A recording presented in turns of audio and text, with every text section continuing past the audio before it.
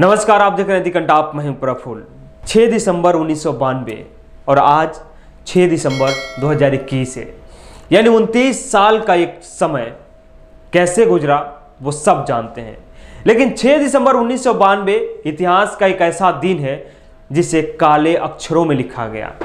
वो भले ही किसी के लिए शौर्य की कहानी हो, लेकिन एक दूसरे पक्ष के लिए वो काला इतिहास है। इतिहास में यानी भारतीय इतिहास में एक काला अध्याय जुड़ा था। उस दिन बाबरी मस्जिद को शहीद किया गया था। बाबरी मस्जिद पे कार से चढ़कर उसके गुम्बद को गिरा दिए थे, इसलिए उसे मुस्लिम पक्ष काला दिवस के रूप में मनाता है।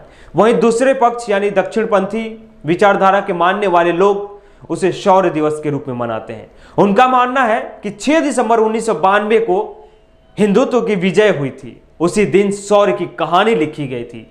लेकिन दूसरा पक्ष यह भी कहता है कि उस दिन धर्मनिरपेक्षता पे सवाल खड़े कर दिए गए थे, संविधान की प्रस्तावना पे सवाल खड़े कर दिए गए थे, संविधान की आत्मा पर हमला किया गया था, भारत की सेकुलरिज्म पे हमला किया था, भारत की धर्मनिरपेक्षता पर हमला था। लेकिन इसे कुछ लोग मानने से इनकार करते हैं। लेकिन इतिहास के पन्नों में एक ऐसा काला अध्याय है जिसको भूलना मुमकिन ही नहीं है। आप इसको भूल नहीं पाएंगे, क्योंकि हर साल 6 दिसंबर को किसी ना किसी रूप में लोग याद दिलाते रहते हैं, याद करते रहते हैं। आज भी ट्विटर पे दो तरह के ट्रेंड चल रहे हैं। एक पे लिखा गया है शौर्य दिवस, वहीं दूसरे पे लिखा है बाबरी मस्जिद, यानी बाबरी मस्जिद काला दिवस के रूप में मनाते हैं और ट्विटर पे अपनी अपनी प्रतिक्रिया भी देते हैं। तो खैर, ट्विटर पे बात कर लेते हैं, उसके बाद आगे बढ़ते हैं। रफीउद्दीन खान नाम के एक ट्विटर आईडी से लिखा जाता है, 6 दिसंबर 1992 को सेकुलरिज्म ने बाबरी मस्जिद को शहीद किया था, इसलिए हम लोग सियासी सेकुलरिज्म को अपनी जूतों के नोक पे रखते हैं।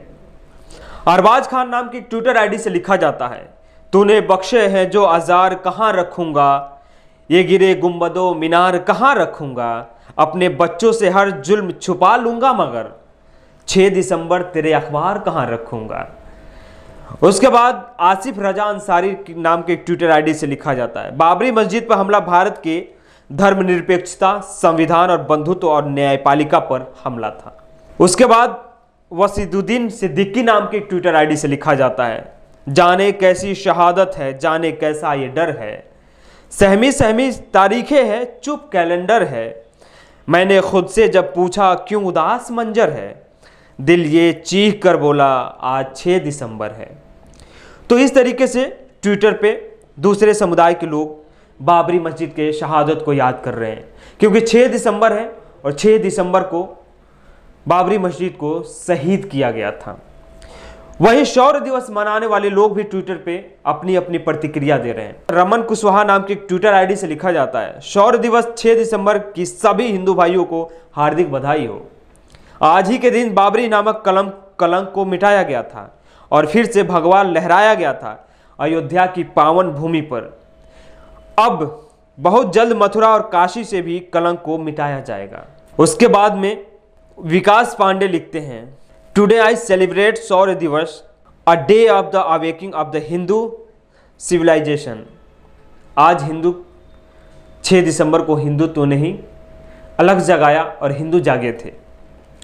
गौरव कुमार रॉय नाम के एक ट्विटर आईडी से लिखा जाता है, शौर्य दिवस की हार्दिक बधाई। 6 दिसंबर 1992 के दिन श्री राम जन्मभूमि को बाबरी के कलंक से मुक्ति दिलाने के लिए सैकड़ों कार सेवकों ने जो शौर्य दिखाया, आखिर वो शौर्य फलीभूत हुआ। वो लड़ाई हम जीत गए और आज का शौर्य दिवस सार्थक हुआ। एक ही नाम, एक ही नारा, जय श्री राम। गौरव नाम के ट्विटर आईडी से लिखा जाता है, चढ़ बाबर के सीने पर भगवा पतंग फहराई थी, हाँ हम उनके ही बेटे हैं जिन्होंने बाबरी मस्जिद गिराई थी। गौरव, आप सभी राम भक्तों को शौर्य दिवस की बहुत बहुत शुभकामनाएं। कार्तिक सुरती नाम के एक ट्विटर आईडी से लिखा जाता है, जो हमारा था उसके लिए संघर्ष किया, वीर कोठारी भाइयों समेत अनेक कार सेवकों ने बलिदान दिया और इस तरह 500 वर्ष के संघर्ष के बाद धर्म की जीत हुई। स्नेहा कंबोज नाम की ट्विटर आईडी से लिखा जाता है, अयोध्या में कार सेवकों की मेहनत से भव्य राम मंदिर बना। शौर्य दिवस उन लोगों के लिए पुनरावलोकन का अवसर है जो राम मंदिर के निर्माण की तारीख पर सवाल खड़े करते हैं। ऐसे लोगों को आज वहां अपना शीश नवाने जाना जरूर चाहिए। तो इस तरीके से ट्विटर पे दो तरह के ट्रेंड चल रहे थे, जिस ट्रेंड की हम बात कर रहे थे। लेकिन एक तरफ यह भी कहा जाएगा कि बाबरी मस्जिद की शहादत पर भले ही हम 100 दिवस मना ले, भले ही हम उसको भुना ले, लेकिन वो भारतीय इतिहास का एक काला अध्याय है। वो भारतीय इतिहास में एक ऐसा दिन है जिसने पूरे विश्व में भारतीय इतिहास को कलंकित किया है। वो अंग्रेजों ने जो बीज बोया था, उस बीज को दक्षिणपंथी विचारधारा के मानने वाले लोगों ने काटा था सब।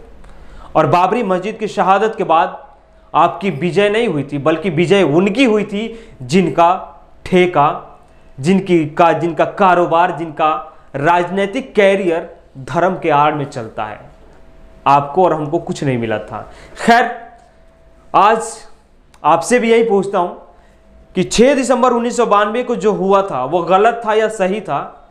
ये अपनी प्रतिक्रिया जरूर बता दीजिएगा, कमेंट करके जरूर बताइएगा कि 6 दिसंबर 1992 के बारे में आप क्या सोचते हैं, आप क्या जानते हैं। अगर अभी तक आप हमारे चैनल को सब्सक्राइब नहीं किए हैं तो सब्सक्राइब कीजिए। अगर यूट्यूब पे देख रहे हैं तो बेल आइकन दबाइए। अगर फेसबुक पे देख रहे हैं तो फॉलो जरूर कीजिएगा।